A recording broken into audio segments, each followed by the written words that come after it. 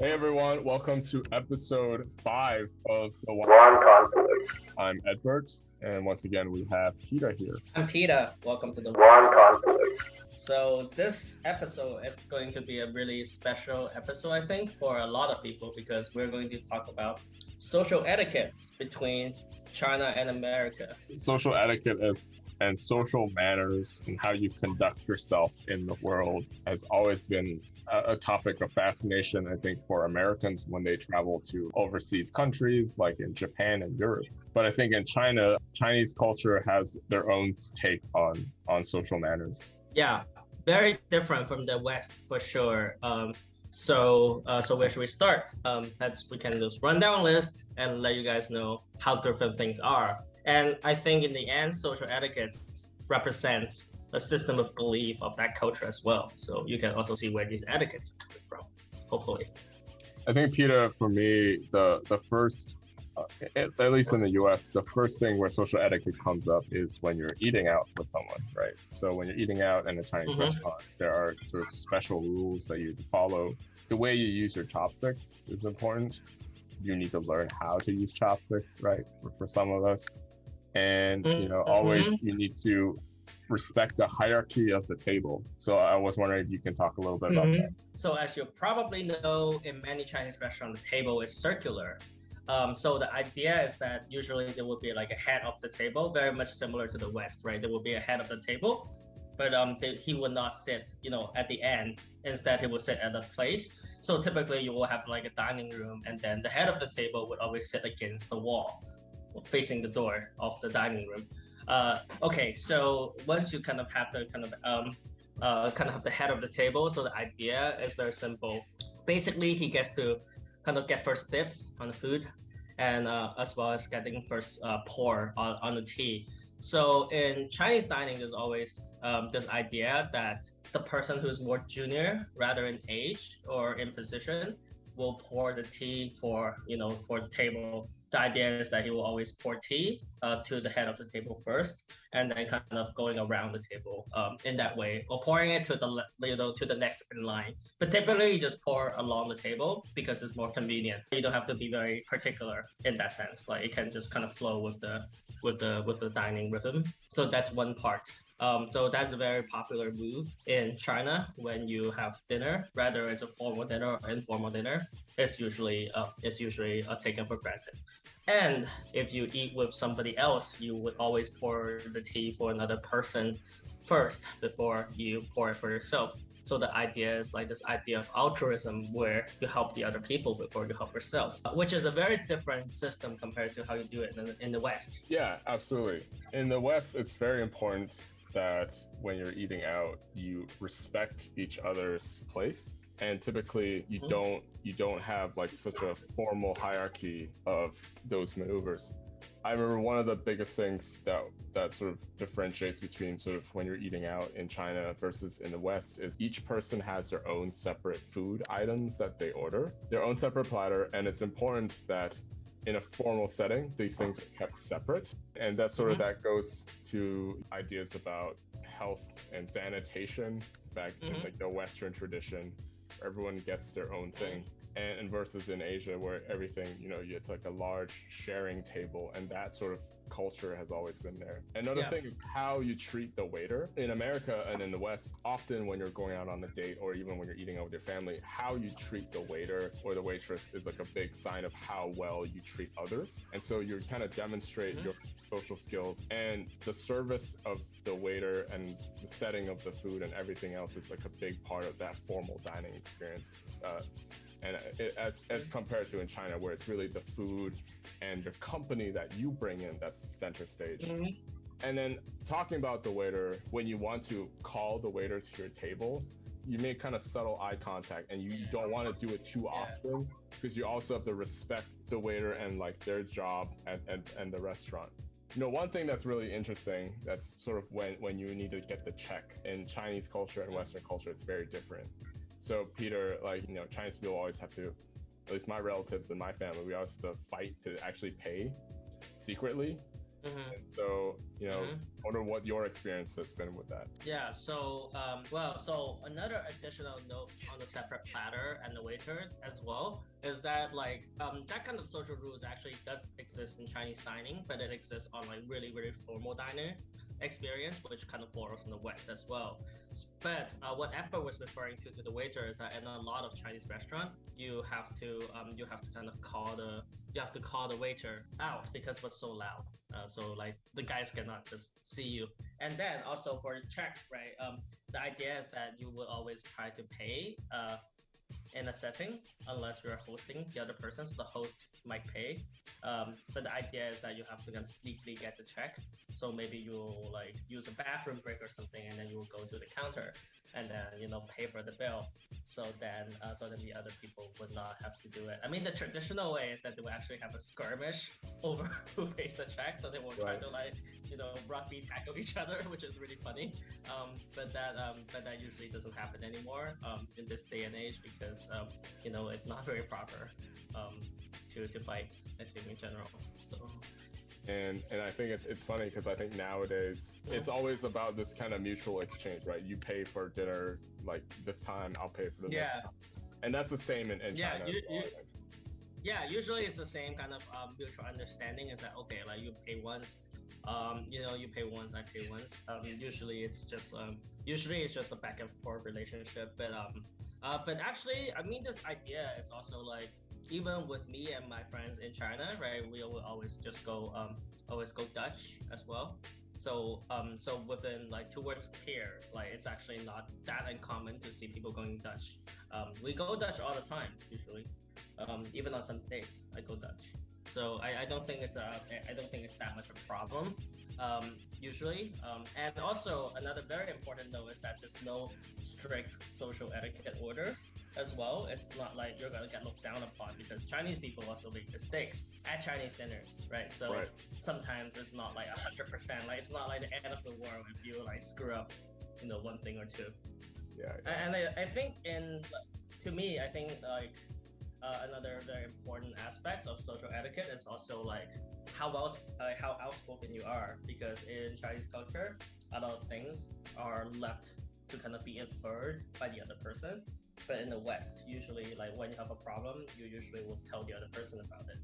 But then in China, people would say, oh, I have a problem, and then they will just stop, like they will not say anything, right?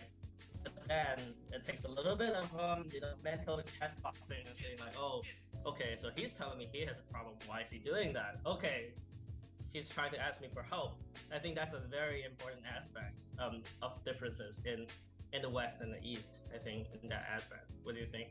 I definitely agree with that, and this sort of goes into sort of business and education and a lot of different aspects outside of like food. Now we're branching out in topics is how do you communicate? What is your communication style, right? In America, like you're saying, we do have to be outspoken, and we're rewarded for speaking out about things and being very aggressive about our needs and to communicate. Over communicating is like a key to success, I think. And so what that means is, like when you're a problem at work, like don't hide away, always trying to ask for help and ask questions. And that's not a sign of weakness or something's wrong with you. But then in China, maybe those things are different, where you do have to understand the relationship dynamics you're in, what situation, what the context is, and you adjust your communication based on that. Yeah, so I think that is actually I mean, like for work, it's also very similar to the West, right? Like a lot of times you have to over communicate. However, usually in the Chinese setting, things can be a little bit nuanced. I think, and it was really kind of based upon a mutual understanding of how things work in order to kind of have a very kind of optimal kind of working relationship. So I think that also speaks into how that reflects on like how these etiquettes can reflect on the roots of these cultures, right? Because I think the Chinese culture emphasizes a lot on hierarchy and respect. So typically you would like respect your ancestors, you respect your seniors, right? Like that's a priority to us being taught by the Confucius school. So I think that is very strong still in China, this kind of idea of respect, versus in the West, a lot of times it's about like the individuality and privacy of space of one person. And I don't think there's a right answer to both. I think like they all make sense within their own kind of sense, within their own realm. In America, specifically, the celebration of the individual is sort of essential and core to the cultural values, and something that's very like sacred. So you can see this in the system of government, you can see this in how you conduct yourself, and you can see this in business in the way that we respect kind of like creative disruption. We respect how companies come up with revolutionary ideas that might change or disrupt the hierarchy. And versus like in places like in China and Japan, those things aren't as clear yet. Even though I'm sure that those values are also changing nowadays, where we do value. Yeah, definitely. Yeah, definitely. But the core and the foundation started out very differently in these different. Yeah, places. yeah. I would say like a lot of, in many respects, either in the form of dining or in the form of kind of this kind of individuality. I think the two countries are very similar at this point. However, you have to understand that there are different roots in which these beliefs come from. And I think they are still really affecting how people behave in these countries. Yeah, absolutely. Absolutely. And how families dynamics have changed over time is also a very important piece of this. From let's say we talked from dining to business now to like how you treat your family and those relationships. So I think in America we always talk about the decline of the nuclear family since the 50s, where family sizes have become smaller and those family ties have gotten weaker as we become more individualized and more independent from each other, where start in sort of welfare systems, like the government takes care of people and you don't rely on those families anymore. But like I think in China, those family values are still very important because the culture and the society, in that context, the family still provides a lot of those needs. Yeah, and prevails too, because China has been a place of immense economic and social growth. So that kind of speed of growth have definitely outpaced a lot of traditions in the in the folks like amongst the people, right? So there used to be a case where like you have to depend, like there used to be a time when you have to depend on your family a lot more than you do right now. Because there were not enough resources for everybody, right? So you have to rely on other people to help you out. But as right now, the individual income is increasing. You kind of rely on the family less and less, and then I think that can be reflected in a lot of different topics. One being like marriages, relationships, having kids, and as well as like where you work. Even affects where you work inside the country, because like there used to be a case where you have to work really close to your family, otherwise it would seem very disrespectful. I mean, it kind of sounds really outrageous, but there are people in the countries who still believes in that. And in my opinion, that kind of beliefs may not be keeping up the times, because right now you can travel the country so quickly. Right. It's unbelievable. So definitely a time of very changing social values. For the better, for the worse, we don't know, but it's changing, right?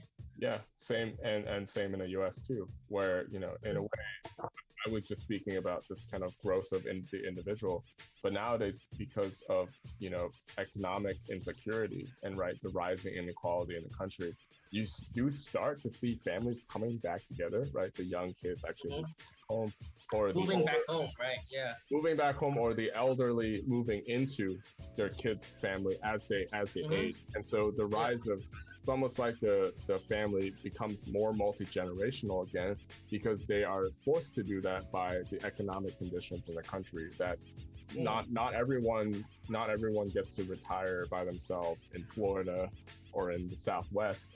and sometimes they have to sort of rely on the children again. So maybe what you see in the U.S. in the next 20 years is maybe a greater reliance on family again. So the pendulum swings back to the importance of the family as economic conditions change.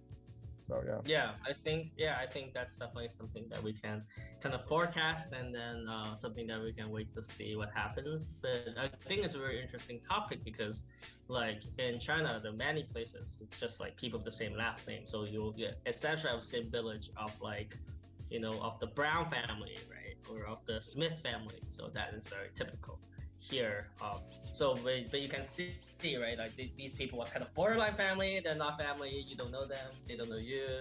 There are hundreds of them. You don't really know them by the names, and and it's these kind of like relationships that's really kind of going in and out. And I think right, like talking about social etiquette, right, like these kind of the level of the familiarity, I think also plays really into this kind of the code of behavior. However, I think to a lot of Chinese Americans, not knowing these behavior, it doesn't make you a bad person. It's just different. It's just different behavior coming from different people. So, and so I think a lot of people might be a little bit too self-conscious. But remember, like Chinese people always make mistakes ourselves as well. So. Yeah, and absolutely. And I think it's a great point that, even as some cultural traditions and some practices change, you're also always gaining a new type of communication, a new code of behavior whenever you move from place to place, from city to city. As you maybe forget some traditions, you're gaining new ones, and as you move back and move around, those things tend to fluctuate. And so tradition is always changing too. Yeah. Absolutely. And so maybe we'll see a day when the individual is become more prominent in China. It's already here. The single person hotspot now. Yeah, it's already here. Yeah, and China is becoming more individualistic than ever. So thanks for listening. So that is our episode on social etiquette, and we just hope people are more aware of these codes of behavior and more aware of like where those things are coming from and how that defines yourself and your community. So in a sense, right, I think we want to really educate people or kind of expose these facts between the two cultures so that people can understand each other more and know where the other side is coming from. Please subscribe to our next episode. All right, see ya. Yeah.